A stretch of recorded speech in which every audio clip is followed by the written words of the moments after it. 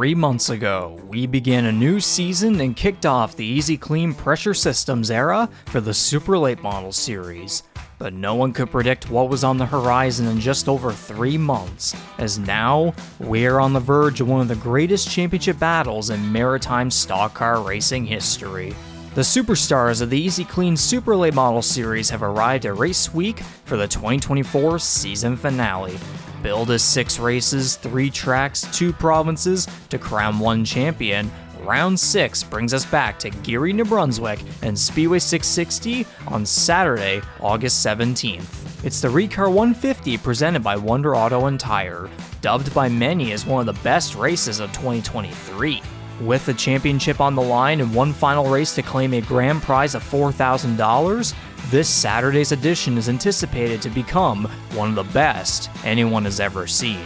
Only 3 points separate points leader Cory and Ashton Tucker. The 2 mainland stars enter the ReCar 150 with a streak of having finished 1st and 2nd in the last 2 Easy-Kleen Super Late Model Series events in the Geary Woods, and have also combined to win every feature race in 2024, 5 of 5. They have never been separated by more than 7 points all season, and the only way that streak can be broken is if a complete catastrophe strikes either driver on Saturday. Among the highest intensity of the day perhaps may be heat races, as championship points are also awarded in those races. Heat race winners earn 10 championship points, with 1 point separating each position through the running order. This differentiates from features, which awards 90 championship points but has a 2-point differential per position. How important can heat races be? 2 weeks ago, Hall took advantage of heat races at Oyster Bend Speedway, making a late pass on Tucker to pick up extra points, which helped propel him to the points lead. While it's been a clean affair between the two every time they've battled, notably the nearly photo finish from the Fog City Auto Spa 150, and their run from the back to the front at the Castle Building Center's 150, what will be in everybody's minds in the return to Speedway 660 is last year's ReCar 150. White flag in the air, 1 lap to go, side by side, Ashton Tucker looking for a last lap pass, they'll lean on each other. Cory, Tucker down into the dirt. Cory is going to win the ReCar 150! Could we see something similar play out knowing the championship trophy awaits to be held at the end of 150 green flag laps? Don't forget that Hall cannot start higher than 50% of the field, as he is the recent winner, so he'll have some navigating to do while maintaining a clean race car. Along with the pressure of the championship comes what will surround Hall and Tucker on Saturday.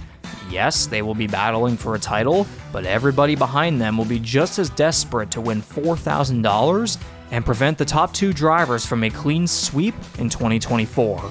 Robbie MacEwen will be the most eager to get the job done.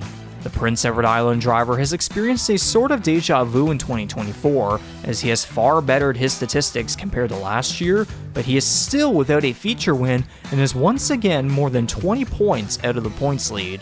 With that being said, he could still steal the championship outright in one of the greatest upsets ever. Add to that PEI drivers have gone winless all year in Easy-Kleen Super Late Model Series competition.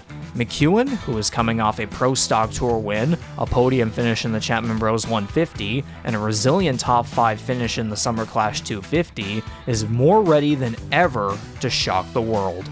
Speedway 660 has been an Achilles heel for other PEI drivers, as defending champion Dylan Gosby's run in the Geary Woods back in June ended early with a flying tire, Ken Vincent went from winning the pole to crashing out on lap 95, and Brody Lewis had to settle for 17th in a very competitive field.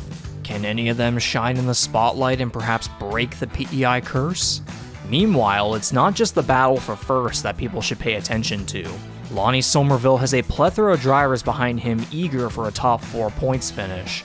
Somerville's consistency continued at Oyster Bend Speedway with a 6th place finish, and he returns to a familiar track where he's had plenty of success. A podium finish eluded Somerville all season, but he sure has knocked on the door. Looking to keep Somerville off the podium and surpass him for 4th in points is Ryan Messer, who looks to capitalize on his Speedway 660 prowess and put his car on the podium again. perhaps this time a little higher to conclude what has been a season filled with adversity and perseverance.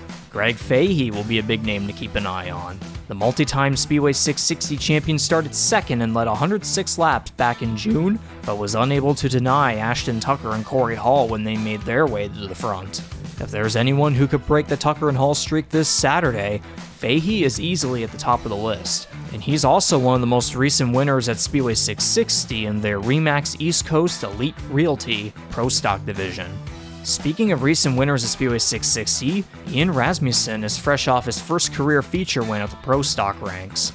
Rasmussen won the weekly Pro Stock feature on Sunday, boosting his points lead in the division. A monumental win for driver number 81. 2024 has been a breakout season for the Big Black Dodge, and the next step is a career performance in an extended distance event. Rasmussen has been locked into a Speedway 660 championship battle with Kevin Moore all season long, and both should be drivers to watch out for on Saturday.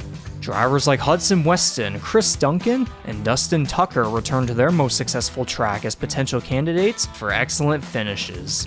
Tucker and Weston turned up the wick in the last summer races at Speedway 660 1 year ago, while Chris Duncan turned his season and car upside down in this race 1 year ago. Duncan battled up near the top 5 during the Castle Building Center's 150, but faded late in the race. Look for him to fight for a strong finish to the season. Rookie Curtis Collins is yet to score a top 10 finish this season, but perhaps he's saving his best career performance for last at his best track, which is where he finished 12th in the Castle Building Center's 150. 3 drivers, 1 race, 1 championship. Who will drive into epic raceware victory lane, and who will add a prestigious crown to their racing resume? You will not want to miss the last epic duel by Atlantic Canada's best super late model drivers at Speedway 660 this Saturday. Stay tuned to our social media pages for breaking news as it happens, and get more information about this weekend's action at slms.ca and speedway660.com. For one final time, come get some good old Saturday satisfaction, and we better see you at the track.